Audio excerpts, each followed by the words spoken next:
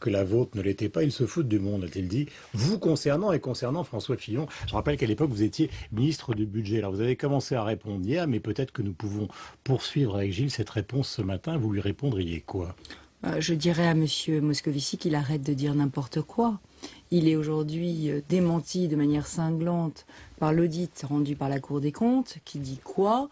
Qui dit que nous avons bien géré les comptes 2012, qu'il n'y a aucune ardoise cachée, qu'il n'y a aucune surprise dans le budget, qu'il y a des aléas d'exécution budgétaire qui sont d'ampleur, je cite, limitée et qui peuvent être tout à fait absorbés par la réserve de précaution de 6 milliards que nous avons mis. Du RSA. Oui, mais c'est chaque année, ce sont des aléas habituels de gestion et nous avons 6 milliards de réserve de précaution que nous avions mis dans ce budget pour pouvoir justement faire face à ces aléas de gestion qui, comme vous le savez, sont d'ampleur bien plus minime. Donc en réalité, il s'agissait d'une opération de communication très savamment orchestrée par M. Moscovici et M. Cahuzac. Et aujourd'hui, cet audit, c'est un boomerang qui revient sur François Hollande avec un sérieux avertissement pour 2013. La vérité, c'est que François Fillon et moi-même, nous avons été le gouvernement qui a le plus réduit les déficits depuis 1945. C'était en 2011, c'est la première année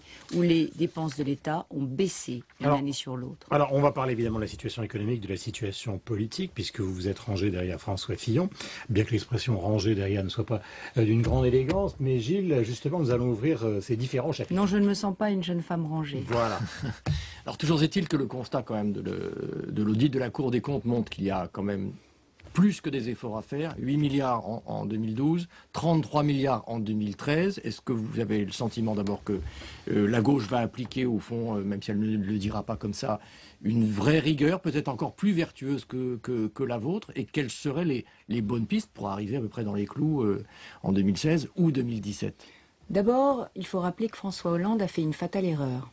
Depuis un mois qu'il est élu, il a annoncé 20 milliards de dépenses supplémentaires pour le quinquennat. Était-ce vraiment le moment de faire 20 milliards de cadeaux électoraux alors que, comme vous venez de le dire, les finances de la France ne nous le permettaient pas, nous n'avions pas 1 euro pour financer ces promesses électorales. Aujourd'hui, qui va payer les cadeaux électoraux de François Hollande? Nous sommes dans l'opacité la plus totale. Alors vous me parlez de rigueur de gauche, vous me dites rigueur vertueuse. Eh bien non, je vous dis rigueur brutale. Avant les cadeaux, il y a quand même des milliards à trouver de toute façon. Bien entendu, mais c'est bien ça le reproche, Monsieur Leclerc. Le sujet est celui-là.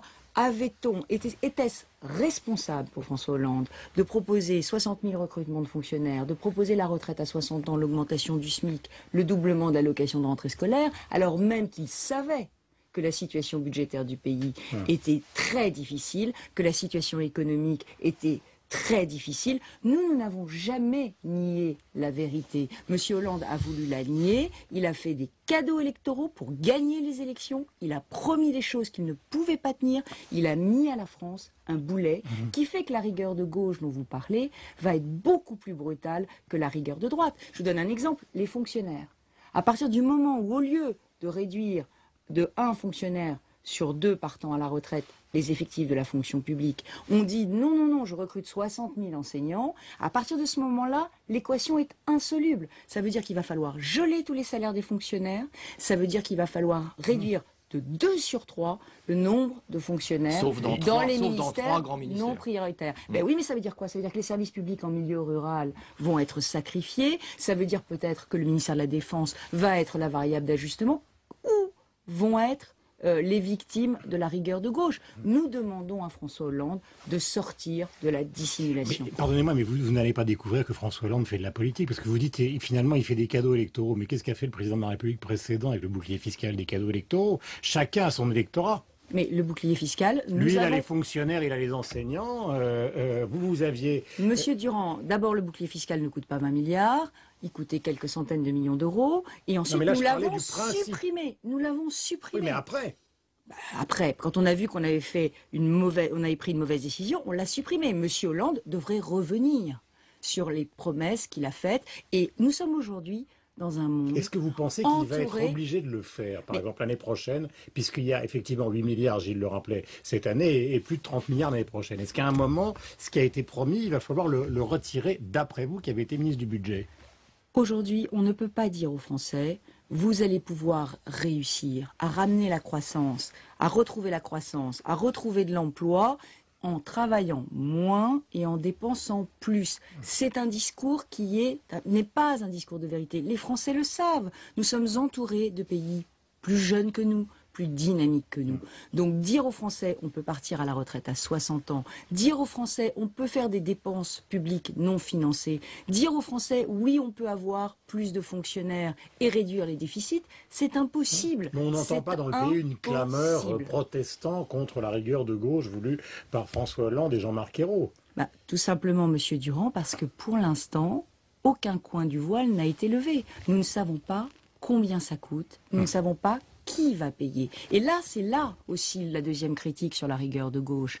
La rigueur de gauche, elle est hypocrite. Elle dit aux Français, ne vous inquiétez pas, c'est les riches qui vont payer. Mais qui peut croire que c'est en doublant l'ISF et en baissant le salaire des ministres... Ils disent que c'est juste. Non mais attendez, qui peut croire que c'est uniquement... Leur argumentation, c'est gestion rigoureuse et juste. Il faut bien que quelqu'un paye. Donc... Monsieur Durand, qui peut croire que c'est en doublant l'ISF et en baissant le salaire des ministres qu'on va résoudre l'équation budgétaire de la France? La vérité, c'est que tous les Français vont payer. Les cotisations retraite, ça commence au SMIC. Tous les Français vont payer. Les heures supplémentaires, ça commence au SMIC. L'intéressement, la participation, ça commence au SMIC.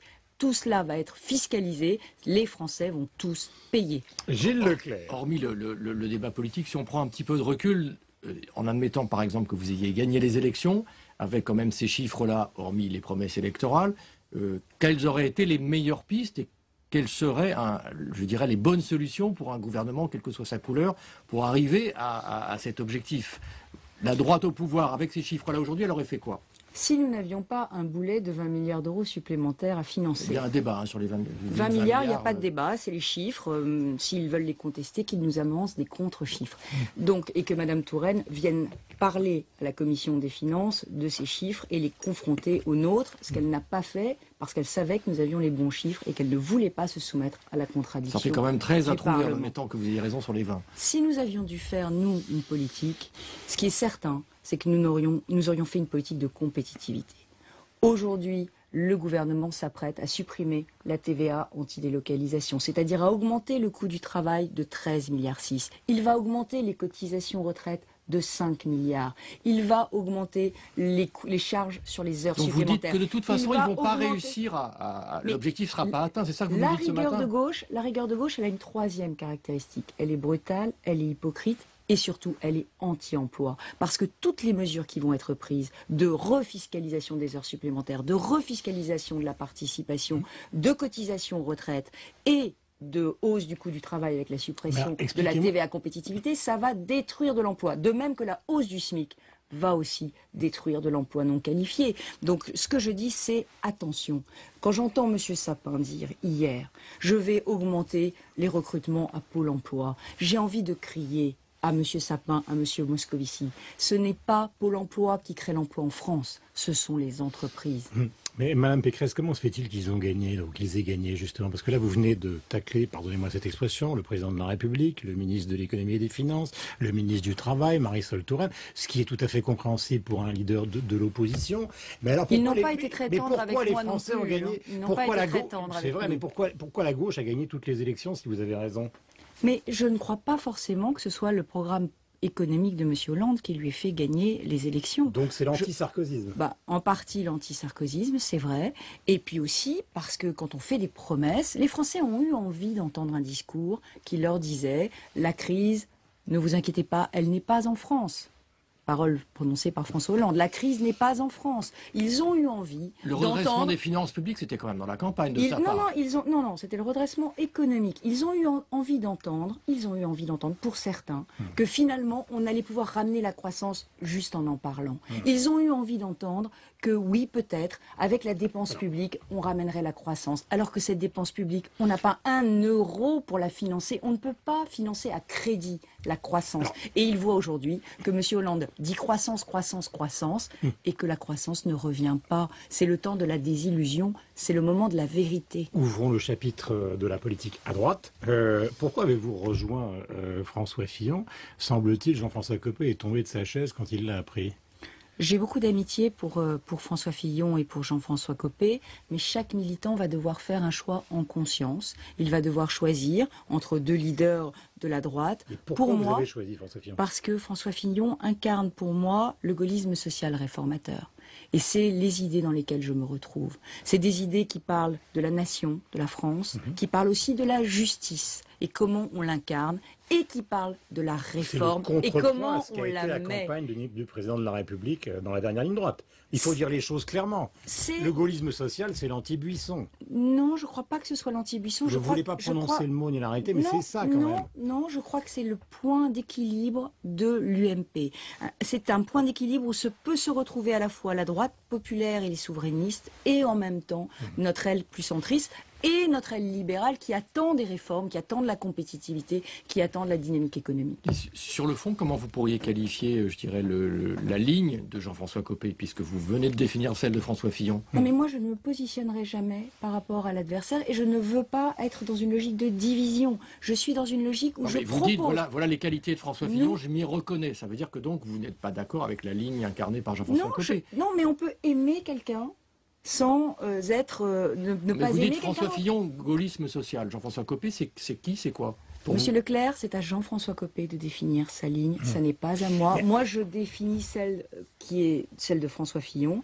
Je pense aujourd'hui que c'est cette ligne-là qui est la plus centrale, parce qu'elle permet vraiment de parler de justice, de nation et de réforme. C'est les trois mots qui motivent mon engagement politique. Mais pourquoi se ruer vers la présidence de l'UMP quand on se rend compte que finalement François Hollande a été élu président de la République en quittant le Parti socialiste?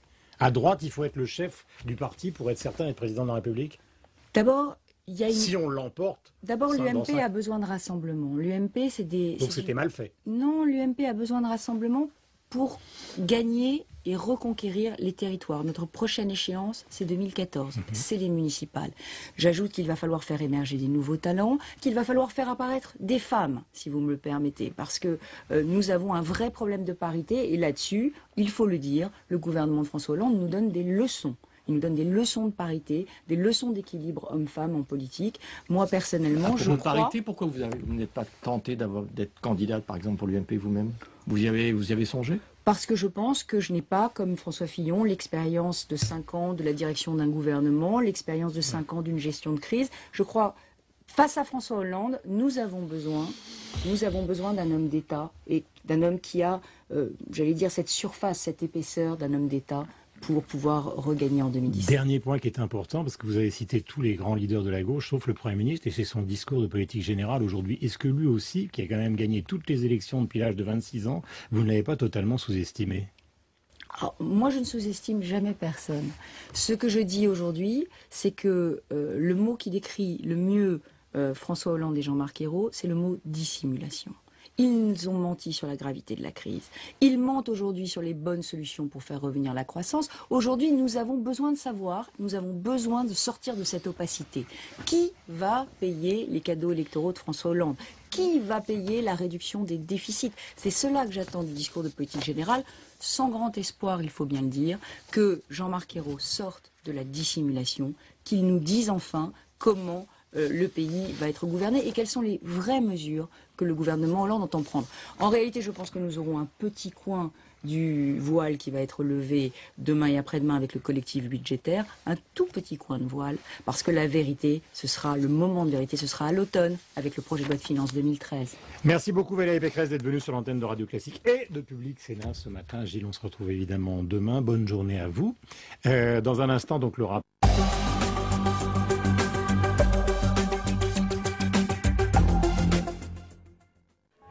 Bienvenue à bord de la Politique Sénètre pour ce dernier numéro de la saison. La Politique Sénètre rembobine l'année du tweet atomique de Valérie Trierweiler au détournement de l'affiche de la France Forte, en passant par la chorégraphie du PS.